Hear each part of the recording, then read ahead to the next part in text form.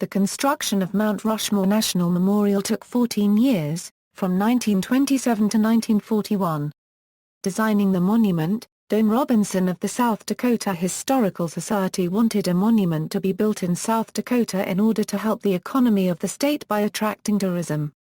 In 1923, he proposed that this monument should be built from the granite cliffs in the Black Hills of South Dakota. Senator Peter Norbeck of South Dakota approved the proposal, and federal funds helped the project. Robinson asked architect and sculptor Gutzon Borglum to sculpt and design the monument. Borglum decided to use Mount Rushmore for the sculpture, since it seemed to be the easiest of the cliffs to work on. Gutzon Borglum, having decided on the location of the sculpture, he decided to make this monument of 4 presidents of the United States. He chose the 2 most famous presidents in American history, George Washington and Abraham Lincoln. He chose Thomas Jefferson because Jefferson nearly doubled the size of the United States in the 1803 Louisiana Purchase. The last president Borglum chose was Theodore Roosevelt, suggested by President Calvin Coolidge because of Theodore Roosevelt's introduction of the National Park Service.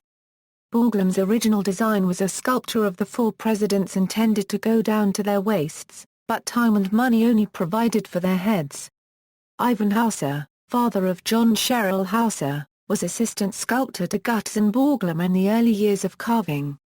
He began working with Borglum shortly after the inception of the monument and was with Borglum for a total of 7 years.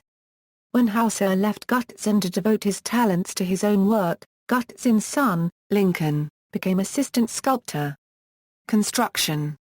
A few hundred workers, who were usually miners, sculptors, or rock climbers, used dynamite, jackhammering, and chiseling to sculpt the model from the mountain. A stairway was constructed to the top of the mountain first and ropes fixed. Workers were supported by harnesses attached to the ropes. The irises of the eyes were sculpted as holes. A cube of granite was left in each to represent the reflection highlight, thereby making the appearance of the eyes more realistic. Construction began on October 4, 1927. George Washington. George Washington's head was started first. Due to the economic instability of the United States caused by the Great Depression, it was completed in 7 years, and dedicated to the public on Independence Day 1934. A large American flag was placed over Washington's head before it was revealed, and this became a tradition for each of the president's heads. Thomas Jefferson. Thomas Jefferson's head was started next, to the right of Washington. Before the head was complete, Borglum ordered that it be blasted off due to poor rock quality.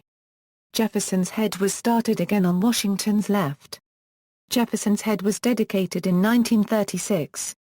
Abraham Lincoln. Abraham Lincoln's head was more of a challenge because of his beard, but his head was completed on the far right of the cliff, dedicated on September 17, 1937. It took 2 days, the 150th anniversary of the signing of the Constitution of the United States in 1787.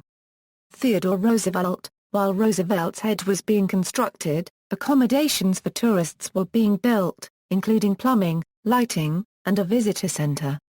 Not finding suitable rock, the sculptors cut farther back into the mountain, causing concerns about how far they were cutting. Roosevelt's head was dedicated on July 2, 1939. Hall of Records. Due to unforeseen vulnerabilities in the granite, Lincoln and Jefferson were moved from the locations in Borglum's original design. Lincoln was shifted to the spot that Borglum had planned to include an 80 by 100 foot inscription in the shape of the Louisiana Purchase. To replace the inscription, Borglum conceived another grand addition to the monument of similar proportions, the Hall of Records. The Hall of Records was to include a grand entrance to an 80 by 100 foot vault carved directly into the granite face of the small canyon behind Lincoln, a unregistered trademark S head. Borglum imagined 800 granite steps leading from his studio to the entrance of the hall. In 1938, Borglum and his crew began to carve this grand hall, where he envisaged the original Declaration of Independence and United States Constitution should eventually be stored. But a combination of unexpectedly hard granite, looming war in Europe, and lack of funding conspired against Borglum, a unregistered trademark S last dream, though his plans became more elaborate as his team rushed to complete this work. They had reached 70 feet into the granite by March 1941, when Borglum unexpectedly died. The monument was deemed complete and all work shut down on October 31 of the same year. Though Borglum a unregistered trademark, children tried over the years to renew interest in their for their unregistered trademark last dream, it was not until 1998 that the National Park System, together with the Borglum family, put a finishing touches on the Hall of Records. A titanium vault was installed in the granite floor of the unfinished hall, and filled with 16 porcelain enamel panels that include the United States Constitution and other important historical documents. The Hall of Records entrance can be seen from west-facing aerial photographs of the monument. Present day. Every year more than 3 million people travel to South Dakota to see Mount Rushmore. The Presidential Trail, a walking trail and boardwalk, starts at Grandview Terrace and travels through the forests to the Sculptor's Studio, now a museum with information about the construction of the monument and the tools used by workers. References. External links, Booknotes interview with John Taliaferro on Great White Fathers, the story of the obsessive quest to create Mount Rushmore, December 15, 2002.